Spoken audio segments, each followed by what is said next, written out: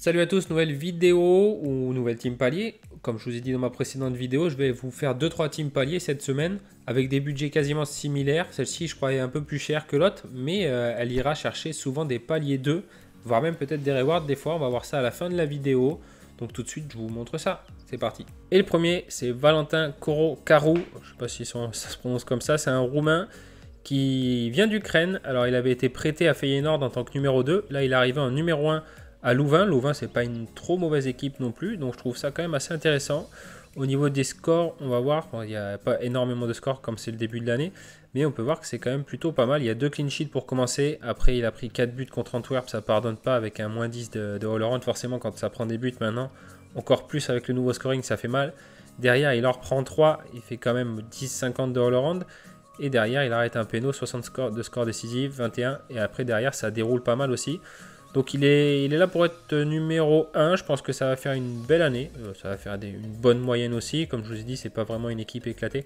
J'aurais pu vous représenter encore une fois plus Bossut, mais c'est quand même un cran au-dessus. Après, Bossut est moins cher. Puis, je vous en ai un peu trop parlé.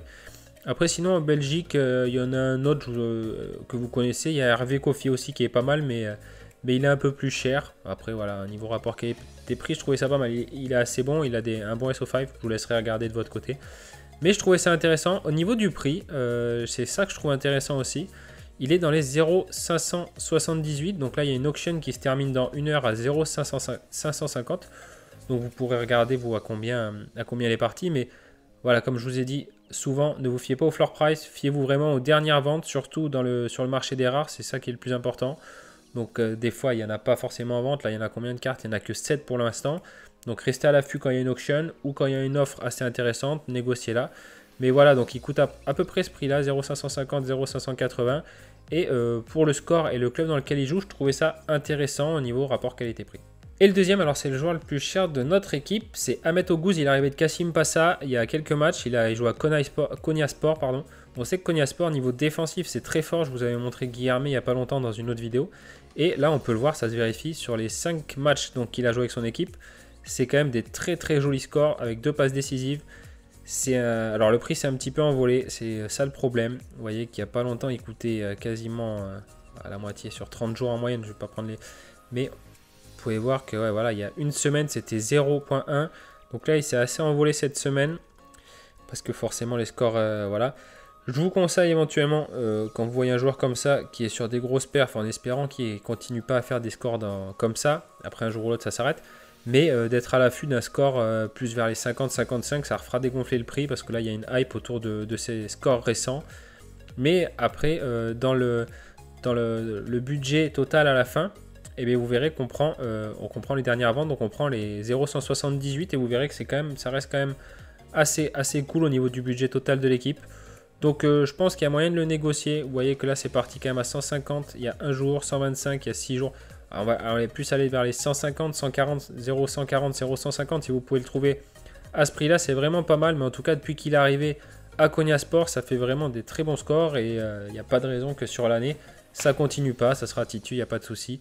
Donc voilà, je trouve, je vais dire bon rapport qualité-prix un peu cher, mais pour ce qu'il peut rapporter, ça peut être vraiment pas mal. Ça sera le capitaine de notre équipe. Et le prochain, donc c'est le milieu, John Newell. Donc c'est pas aussi formidable que le défenseur qu'on vient de voir, mais après c'est pas cher du tout. On peut voir au niveau du prix, c'est 0,0665 pour le floor price et ça part, voilà, même un petit peu moins, même à 0,528. Donc c'est vraiment pas cher du tout. Après les scores, c'est pas des scores de folie, même s'il a bien commencé l'année, vous allez voir. Hop, il a fait 2 scores vraiment pas top, mais le reste du temps, c'est quand même 27 de all-around et 31 là en plus d'être décisif, donc ça peut faire des beaux scores.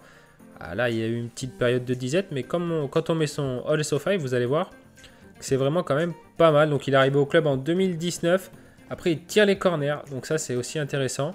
Il a surtout navigué avant d'arriver à Hibernian, il était en Championship et en D3 anglaise, donc c'est quand même bon niveau.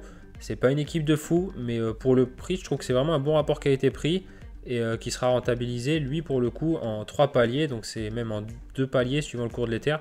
Donc, je trouvais ça intéressant à mettre dans notre équipe. Et le prochain, donc c'est un attaquant, Andreas Albers. Alors, vous allez voir que le SO5 est pareil, pas fou, mais niveau rapport qualité-prix, je pense qu'on est pas mal parce que 0,1, c'est à peu près le budget pour un attaquant, le budget minimum pour un attaquant titulaire. Donc là, on est dedans. Il n'a pas fait un début de saison fantastique. Il a marqué uniquement au premier match. Donc ça a commencé là la saison. Et derrière, il est muet depuis 6 matchs. Mais j'ai regardé sur ces 2 dernières saisons. En général, c'est décisif 1 match sur 3. Donc à un moment ou à un autre, ça va tourner. Comme je vous l'ai dit plusieurs fois, si ça commence à perfer, comme vous voyez là, un petit peu, ça commence à perfer là, le prix risque d'un peu exploser. Dans la hype, pourquoi pas le revendre dans la hype pour racheter un joueur soit plus qualitatif en L40, soit un joueur qui a un sous-perf, ça c'est vous qui voyez. Il est danois, il a fait ses armes au Danemark, il est au club depuis quelques années déjà, c'est pareil, c'est un titulaire indiscutable. Donc je trouvais ça intéressant, comme je vous ai dit, voilà, début de saison en sous-performance, donc à un moment ou à un autre ça va tourner, et à ce moment-là ça sera cool pour nous. Et le dernier, eh bien, c'est un Français qui joue à Clermont, c'est Johan Gastien, hop, milieu défensif de Clermont. Alors c'est le capitaine par intérim quand Ogier n'est pas là.